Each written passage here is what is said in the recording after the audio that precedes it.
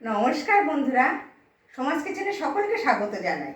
আমার রেসিপিটা যদি আপনাদের ভালো লেগে থাকে তাহলে লাইক এবং শেয়ার করার অনুরোধ রইল। নতুন বন্ধু যারা আমার চ্যানেলটা এখনো সাবস্ক্রাইব করেননি তারা সাবস্ক্রাইব করে পাশে থাকা বেল আইকনটি একটু প্রেস করে দেবেন। তাহলে আমি যখন নতুন কোনো ভিডিও আপলোড করব আপনাদের কাছে নোটিফিকেশান পৌঁছে যাবে। আর পুরনো বন্ধু যারা আমার চ্যানেলটা সাবস্ক্রাইব করে অলরেডি আমার পাশে আছেন তাদেরকে অসংখ্য ধন্যবাদ।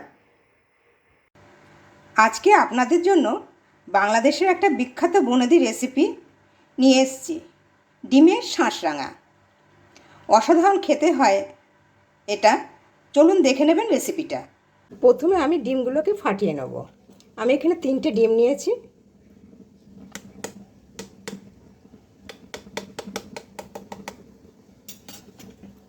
ডিমটাকে ফাটিয়ে নিলাম।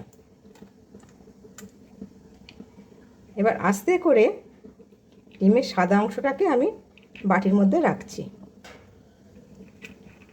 কুসুম আর সাদা অংশটা আলাদা করে নেব।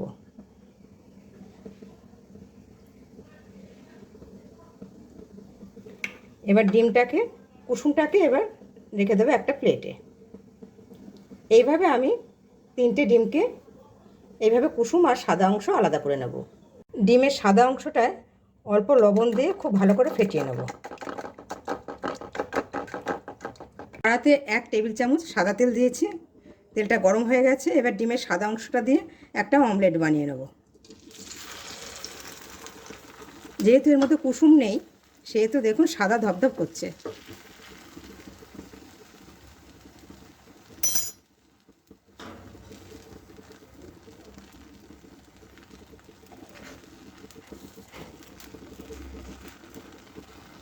অমলেটটা রেডি হয়ে গেছে।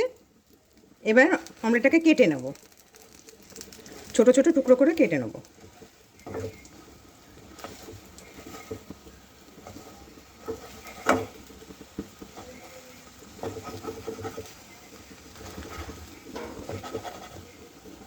ডিমটা একটু ভালো করে ভেজে নিলাম। অমলেটের টুকরোগুলো এবার তুলে নেব। ওই কড়াইতেই 2 টেবিল চামচ সাদা তেল দিলাম। একটা মিডিয়াম সাইজের পেঁয়াজ ভেজে বেরেস্তা বানিয়ে নেব।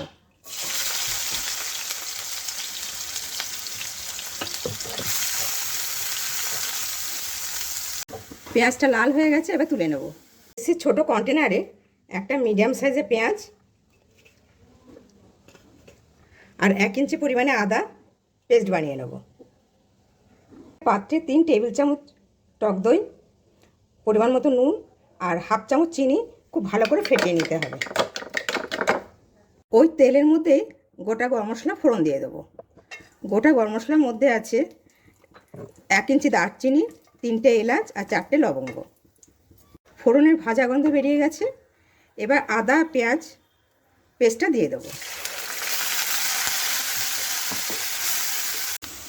পেঁয়াজ বাটাটা দিয়ে কষালাম এত সময়, তেল বেরিয়ে এসছে। এবার এর মধ্যে দইয়ের মিশ্রণটা দিয়ে দেবো। কম আঁচে দইটা খুব ভালোভাবে কষিয়ে নিলাম পেঁয়াজের সাথে। খুব আস্তে করে ডিমের কুসুম দুটো দিয়ে দেবো। এর মধ্যে অমলেটের টুকরোগুলো দিয়ে দেবো।